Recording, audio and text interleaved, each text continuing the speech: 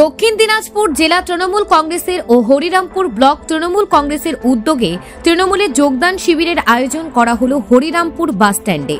এদিনের এই যোগদান শিবিরে হরিরামপুরের বিভিন্ন এলাকার প্রায় 200 জন মানুষ বিভিন্ন দল থেকে তৃণমূল কংগ্রেসে যোগদান করল। বিগত দিনের নির্বাচনে হরিরামপুর এলাকার বিভিন্ন বুথে তৃণমূল সেভাবে আশানুরূপ ভোট পায়নি। এই দিনের এই যোগদানের পর আগামী দিনের নির্বাচনে হরিরামপুরের বিভিন্ন বুথে রাজ্যের শাসক দল ভালো ফল করবে বলে আশা করছেন রাজ্যের ক্রেতা সুরক্ষা দপ্তরের মন্ত্রী বিপ্লব মিত্র। এদিনের এই যোগদান শিবিরে মন্ত্রী বিপ্লব মিত্রের পাশাপাশি উপস্থিত ছিলেন তৃণমূল জেলা সভাপতি সুভাষ ভাওয়াল, জেলা পরিষদের সভাধিপতি চিন্তামণি বিহা সহ এক ঝাঁক দলীয় নেতৃত্ব।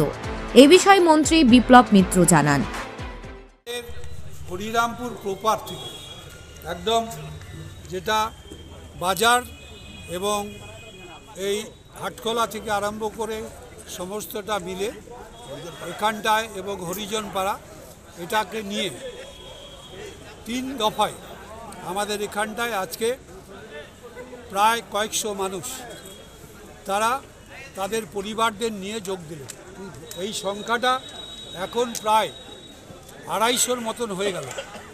এই 250 পরিবার আজকে অর্থাৎ 4 জন করে যদি একটা আপনার বাড়িতে লোক থাকে তাহলে কিন্তু 4 দুগুণে 8, 10 হাজার লোক আজকে তারা যারা দীর্ঘদিন ধরে এখানটায় বিজেপি করেছেন, বিজেপিকে ভোট দিয়েছেন, যারা সিপিএম করেছেন সেখানটায় সিপিএমকে ভোট দিয়েছেন অথবা বিজেপিকে ভোট দিয়েছেন, সেই মানুষগুলো আজকে যোগদান করলেন এবং এর দ্বারা আমাদের দল শক্তিশালী হবে, আমাদের সমর্থন বাড়বে এবং আগামী দিনে আমরা হরিরামপুরে আমাদের শক্তি যেমন আরও বৃদ্ধি করতে পারলাম, পাশাপাশি এখানকার মানুষের জন্য আরও বেশি করে কাজ করবার আমাদের যে স্পিরিট, আমাদের যে আগ্রহ, এই আগ্রহটা বাড়ল।